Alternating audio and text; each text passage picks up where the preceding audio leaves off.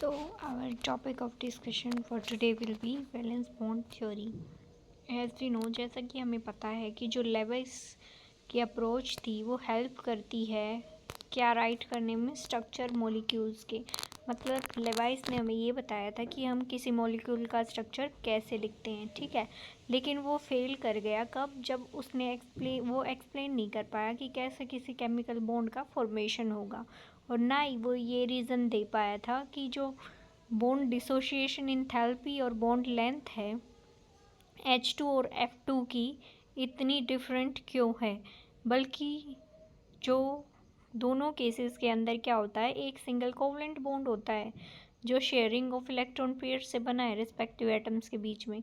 मतलब hydrogen hydrogen के बीच में भी एक सिंगल बॉन्ड होता है, कोवलेंट बॉन्ड, जो इलेक्ट्रॉन की शेयरिंग से बना है, लेकिन उसकी बॉन्ड डिसोशिएशन एंथैल्पी क्या है, बहुत ज़्यादा हाई है, 435.8 किलो जूल। वहीं जो F2 का मॉलिक्यूल है उसकी बॉन्ड डिसोशिएशन एनर्जी क्या है, कम है, 155 किलो जूल पर मोल। बॉन्ड डिसोशिएशन एंथैल्पी का मतलब होता है किसी बॉन्ड को तोड़ने के लिए हमें बाहर से कितनी एनर्जी उसे प्रोवाइड करनी पड़े, तो वो होती है बॉन्ड डिसोशिएशन एंथैल्पी, ठीक है। तो लेविस ये भी एक्सप्लेन नहीं कर पाया था। It also gives no idea about the shape of polyatomic molecules. और जो पॉलीएटॉमिक मॉलिक्यूल्स थे वो एटॉमिक मॉलिक्यूल्स जिसके अंदर एक से ज़्यादा एटम्स प्रेजेंट थे उसकी शेप्स को भी नहीं बता पाया था। मतलब लेवाइस ने सिर्फ कितना तक बताया था, जो डायटोमिक मॉलिक्यूल्स होंगे जैसे H2 हो गया, F2 हो गया, HCl हो गया, BCl2 हो गया, इतने तक बताया था। लेकिन जो पॉलीएटॉमिक थे जैसे कि AlCl3 हो गया या फिर SF6 हो गया, PF5 हो गया, इन टाइप के पॉलीएटॉमिक्स के बारे में उनकी शेप का कोई आइडिया नहीं था किसी लेवाइस को। अब सिमिलरली जो वेस्पर थ्योरी थी, valence shell electron pair repulsion theory, वो ज्योमेट्री के बारे में बताती है सिंपल मॉलिक्यूल्स के, लेकिन थ्योरेटिकली वो ये एक्सप्लेन नहीं कर पाई। Also it has limited application, और उसकी एप्लीकेशन भी क्या थी, लिमिटेड थी। अब इन लिमिटेशंस को दूर करने के लिए हमारे पास कौन सी दो थ्योरी आई, एक तो वैलेंस बॉन्ड थ्योरी, एक मॉलिक्यूलर ऑर्बिटल थ्योरी, ठीक है। और जो किस पे बेस्ड थी, क्वांटम मैकेनिकल प्रिंसिपल पे। तो अगर आपसे पूछा जाए कि केमिकल बॉन्डिंग के अंदर कौन सी दो थ्योरीज़ हैं जो क्वांटम मैकेनिकल प्रिंसिपल पे डिपेंड करती हैं या फिर उसके बेस पे चलती हैं, तो वो क्या है, वैलेंस बॉन्ड थ्योरी और मॉलिक्यूलर ऑर्बिटल थ्योरी। तो इस वीडियो के अंदर हम पढ़ेंगे वैलेंस बॉन्ड थ्योरी के बारे में। अब जो वैलेंस बॉन्ड थ्योरी है वो किसने इंट्रोड्यूस की थी, हिटलर और लंदन ने। कब, 1972 के अंदर। और फिर बाद में इसके अंदर मॉडिफिकेशन किसने किया था, पॉलिंग और कुछ दूसरे साइंटिस्ट ने। Our discussion of valence bond theory is based on knowledge of atomic orbitals, electronic configuration of elements। मतलब यूनिट 2 में आपने सीखा था कि एटॉमिक ऑर्बिटल्स क्या होते हैं, इलेक्ट्रॉनिक कॉन्फ़िगरेशन क्या होती है किसी एलिमेंट की। तो वैलेंस बॉन्ड थ्योरी इसी चीज़ पे बेस्ड है कि आपको पता होना चाहिए एटलीस्ट एटॉमिक ऑर्बिटल्स के बारे में और कैसे हम एलिमेंट्स की इलेक्ट्रॉनिक कॉन्फ़िगरेशन लिखते हैं। The overlap criteria of atomic orbitals, और कैसे दो एटॉमिक ऑर्बिटल्स ओवरलैप करते हैं एक दूसरे के साथ। The hybridisation of atomic orbitals, और जो ये एटॉमिक ऑर्बिटल्स ओवरलैप हुए हैं इनकी हाइब्रिडाइजेशन क्या होगी।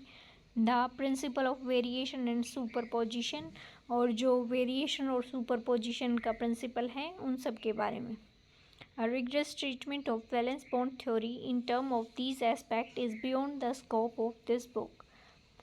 मतलब वैलेंस बॉन्ड थ्योरी का ये एस्पेक्ट इस बुक के स्कोप से बहुत ज़्यादा आगे तक है। मतलब जहाँ तक ये बता रखी है ना इस NCERT की बुक के अंदर कि वैलेंस बॉन्ड थ्योरी के बारे में, तो ये तो बिल्कुल लिमिटेड सा है। इसके आगे भी वैलेंस बॉन्ड थ्योरी बहुत बड़ी है जो आप हायर क्लासेस में जाके पढ़ोगे। Therefore, for the sake of convenience, valence bond theory has been discussed in terms of qualitative and non-mathematical treatment only। मतलब अगर हम वैलेंस बॉन्ड थ्योरी का मैथमेटिकल ट्रीटमेंट देखें ना तो वो इतना बड़ा और कॉम्प्लिकेटेड है। इसी वजह से हम क्या पढ़ते हैं, जो वैलेंस बॉन्ड थ्योरी का क्वालिटेटिव और नॉन मैथमेटिकल पार्ट है ना, सिर्फ वो पढ़ते हैं। ठीक है। To start with let us consider formation of hydrogen molecule which is simplest of all molecules. मतलब वैलेंस बॉन्ड थ्योरी पढ़ने से पहले हम कहाँ से स्टार्ट करेंगे, हाइड्रोजन मॉलिक्यूल से, क्योंकि वो सबसे सिंपलेस्ट होता है, क्योंकि उसकी इलेक्ट्रॉनिक कॉन्फ़िगरेशन क्या होती है, 1s1। ठीक है। अब हमें क्या कंसीडर करना है, दो हाइड्रोजन के एटम हैं। ठीक है, ए और बी उनका नाम रख दीजिए।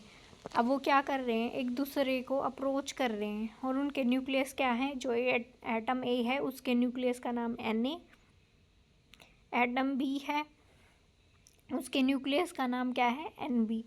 और जो एक इलेक्ट्रॉन हाइड्रोजन वन के मतलब ए हाइड्रोजन के पास है वो इलेक्ट्रॉन Ea, और दूसरा हाइड्रोजन बी जिसका इलेक्ट्रॉन है Eb। अब दो एटम लार्ज डिस्टेंस पे मतलब बहुत दूर दूर हैं एक दूसरे से, तो क्या होगा, इनमें कोई इंटरेक्शन नहीं होगा। और जैसे ही ये दो एटम अप्रोच करेंगे एक दूसरे के पास, लेके आएंगे हम, जैसे मैग्नेट है उसे दूर दूर मतलब बहुत ज़्यादा दूर रख दीजिए, एक मैग्नेट को इस कमरे में एक को दूसरे में, तो क्या होगा, कोई इफेक्ट नहीं होगा। अब उस मैग्नेट्स को साथ में लेके आएंगे आप, अगर उनके नॉर्थ पोल साउथ मतलब नॉर्थ पोल और नॉर्थ पोल दो मैग्नेट के पास आएंगे तो क्या होगा, रिपल्शन होगा। लेकिन अपोजिट पोल जब साथ लेके आओगे तो क्या होगा, अट्रैक्शन होगा। सेम उसी तरीके से हमें क्या करना है कि दो एटम लेने हैं हाइड्रोजन के। अब वो जब दूर दूर होंगे तो क्या होगा, कोई इंट्रैक्शन नहीं होगा उनके बीच में। लेकिन जब उन्हें हम क्या करेंगे, एटम्स को दोनों को करीब ला के रख देंगे तो क्या होगा, नई इंटरेक्शन और repulsive forces begin to operate. कुछ अट्रैक्टिव फोर्सेस होंगे जैसे कि नॉर्थ पोल साउथ पोल के बीच में था, कुछ रिपल्सिव फोर्सेस होंगे जो लाइक पोल्स के बीच में थे, जैसे नॉर्थ पोल हो गया या फिर साउथ पोल हो गया। तो इसमें अट्रैक्टिव फोर्सेस कौन से होंगे, न्यूक्लियस क्या होता है, पॉजिटिव चार्ज, इलेक्ट्रॉन क्या होता है, नेगेटिव चार्ज। तो दोनों के न्यूक्लियस एक दूसरे के इलेक्ट्रॉन को क्या करेंगे, अट्रैक्ट करेंगे जब दोनों एटम पास आएंगे तो न्यूक्लियस पहले वाले का दूसरे के इलेक्ट्रॉन को अट्रैक्ट करेगा, दूसरे का न्यूक्लियस क्या करेगा, पहले के इलेक्ट्रॉन को अट्रैक्ट करेगा। ठीक है। और खुद का न्यूक्लियस भी क्या करेंगे, खुद के एटम को, खुद के इलेक्ट्रॉन को क्या करेगा, अट्रैक्ट करेगा। ठीक है। तो जो अट्रैक्टिव फोर्सेस होंगी वो कौन सी होंगी कि न्यूक्लियस पहले एटम का वो अपने खुद के इलेक्ट्रॉन को अट्रैक्ट करे, न्यूक्लियस बी का वो अपने खुद के इलेक्ट्रॉन को अट्रैक्ट करे, क्योंकि ये क्या है, अनलाइक चार्जेस, और अनलाइक चार्जेस क्या करते हैं, अट्रैक्ट करते हैं। अब दूसरा केस क्या है, पहले का न्यूक्लियस और दूसरे का इलेक्ट्रॉन एक दूसरे को अट्रैक्ट करें, जैसे Na और Eb। एन का मतलब क्या था, न्यूक्लियस ए एटम का, और ई का मतलब इलेक्ट्रॉन बी एटम का। ठीक है। तो ये होगी अट्रैक्टिव फोर्सेस। अब रिपल्सिव फोर्सेस भी होंगे, क्योंकि किसी भी एटम के अंदर, अब दोनों के अंदर क्या था, न्यूक्लियस भी था और इलेक्ट्रॉन भी था। तो रिपल्शन किसके बीच में हो सकता है, जब दोनों एटम का न्यूक्लियस होगा आमने सामने तो उनके बीच में रिपल्शन होगा, क्योंकि दोनों पॉजिटिव चार्ज हैं। और जब इलेक्ट्रॉन दोनों के Ea और Eb के, उनके बीच में भी क्या होगा, रिपल्सिव फोर्स होगा, क्योंकि उनके अंदर क्या है, नेगेटिव चार्ज। ठीक है। Attractive forces tend to bring the two atom close to each other. और जो अट्रैक्टिव फोर्स होंगे उसकी वजह से क्या होगा, वो दोनों एटम्स को पास लेके आने की कोशिश करेंगे, और जो रिपल्सिव फोर्स है वो क्या करेंगे, एटम्स को पुश करेंगे ताकि वो दूर दूर हो जाए। अब ये फिगर देखो, अट्रैक्टिव फोर्सेस, तो अट्रैक्टिव फोर्सेस आपको किसके बीच में दिख रहा है, Ha हाइड्रोजन का है न्यूक्लियस। ठीक है। जो ये न्यूक्लियस पॉजिटिव चार्ज से दिखा रखा है, ये अपने Ea इलेक्ट्रॉन को भी अट्रैक्ट करेगा और Eb इलेक्ट्रॉन को भी अट्रैक्ट करेगा। ठीक है। ऐसे ही H भी क्या करेगा, Eb इलेक्ट्रॉन को भी अट्रैक्ट करेगा और Ea इलेक्ट्रॉन को भी अट्रैक्ट करेगा। ठीक है।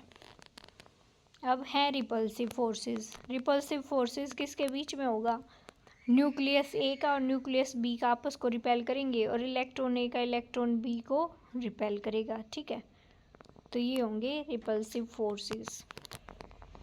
अब experimentally it has been found that the magnitude of new attractive force is more than the new repulsive forces. और एक्सपेरिमेंटली हमने क्या देखा कि जो मैग्नीट्यूड अट्रैक्टिव फोर्स का था वो ज़्यादा था किसके कंपैरिजन में, न्यू रिपल्सिव फोर्स के बारे में के कंपैरिजन में। फॉर एग्जांपल अट्रैक्टिव फोर्स का मैग्नीट्यूड क्या हो गया 20, तो रिपल्सिव फोर्स का क्या है 10, तो नेट क्या होगा 10, अट्रैक्टिव ही तो लगेगा, इसका मतलब जो एटम्स होंगे वो क्लोज आएंगे, इसी वजह से आते हैं। Two atom approach each other and potential energy decreases. और जब दो ये एटम एक दूसरे को अप्रोच करेंगे तो पोटेंशियल एनर्जी क्या हो जाएगी, decrease. Ultimately, a stage is reached where net force of attraction balances the force of repulsion and the system acquires minimum energy.